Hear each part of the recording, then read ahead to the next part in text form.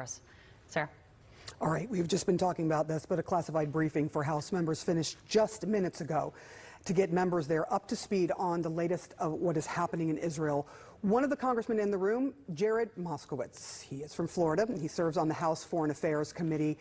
Thank you so much for joining us. I know you just came out of the meeting. We have heard this one striking thing that has come out of that briefing, that the U.S. has collected specific intelligence that really does cast doubt that Iran was directly involved in the surprise attack by Hamas on Israel. Can you give us and our viewers any sense of how you understood how the intelligence agencies came to that initial conclusion?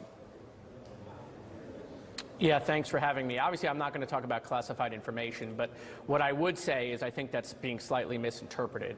What I would say is that that is still an ongoing process. They were clear about that they're still gathering intelligence on that matter, but that there's no initial intelligence that shows that. So before we jump conclusions that Iran was not involved in this attack, let the intelligence community please finish their investigation. However, what I would say was super clear to everybody in the room, even before we received this information, and this is publicly known, obviously, that Iran has been financing Hamas, training Hamas, helping Hamas, communicating with Hamas, providing cyber technology, throughout the last coming years. So Iran is complicit in the act, if not indirectly, and also directly. And I agree with you that and I made very clear that this is an initial assessment, because it is very clear that they said, look, we don't have a full conclusion yet. They are in the throes of trying to figure this out.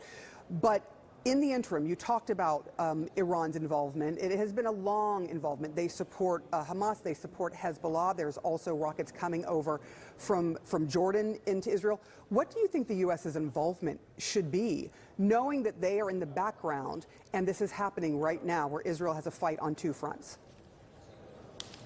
Well, number one, the United States needs to engage on getting back American citizens. That's priority one, in my opinion. American citizens are missing at the moment. The United States needs to be doing everything we can to get our hostages back. Number two, the United States needs to do everything it can, not just to show Israel that we're with them, but to show the international community that the United States stands steadfast with their ally Israel, and we are going to do everything that they need us to do so that they can defend themselves against these barbaric attacks, the largest attacks in 50 years in Israel, the largest amount of Jews killed in a single day since the Holocaust.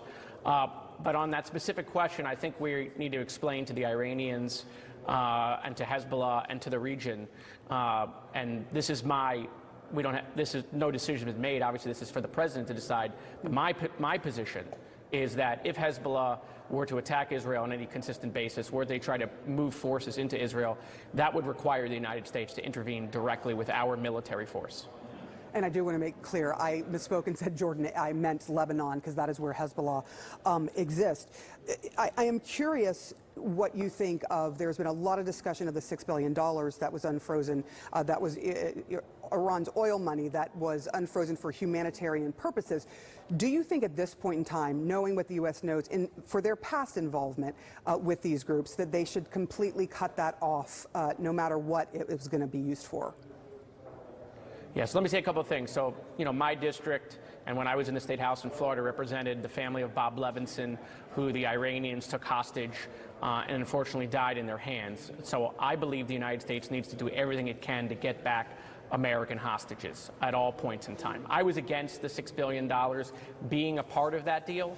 And what I would say, to make it clear, is that none of that money has left the fund that it is currently in, that Qatar is involved in. So none of that money has moved at all. As far as whether it should move, I think without having a specific policy that money is frozen, my guess is that money is going nowhere under the current situation.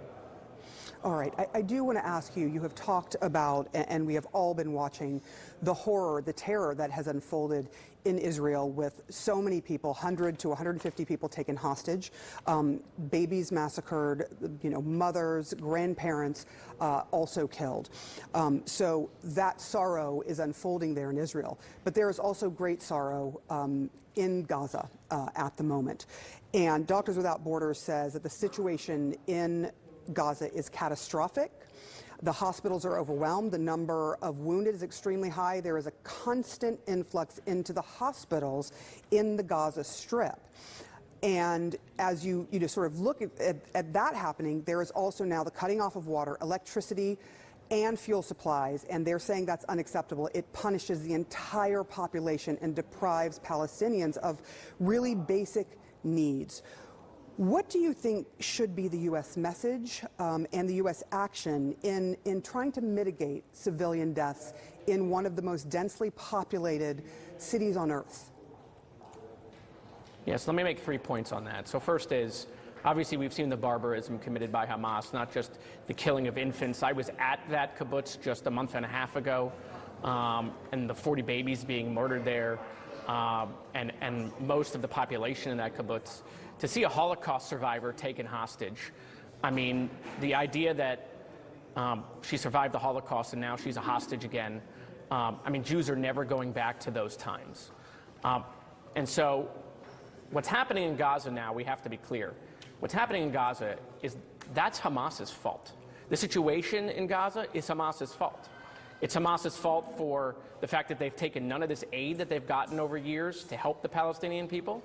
And it's Hamas's fault that they committed genocide in Israel, and now Israel has to respond to make sure Hamas is eliminated. With that said, Israel needs to be doing everything. I think what you said. I'm getting to that. And I'm going to get that. I just want to say, you had mentioned that this is Hamas's fault, and Hamas does know that when they strike Israel, there is going to be a response, a major response. But there are still civilians, obviously. 2 million people live there. There are many, many civilians who they don't know where to go and they don't know what to do. I was getting to that point, which is, listen, Israel needs to be doing everything it can to minimize civilian casualties. I can tell you the United States, not once, not twice, not 3 times, but every single conversation we are having with Israel, we are making that point to make sure that we are minimizing civilian casualties, that we're opening up corridors. Obviously, I'm deeply concerned about innocent civilians being killed. I'm also deeply concerned about a humanitarian crisis breaking out in the Gaza Strip. But we have to remember again that the reason this is happening is because Hamas decided to commit a 9/11 style event and put every innocent Palestinian in the Gaza Strip in great peril.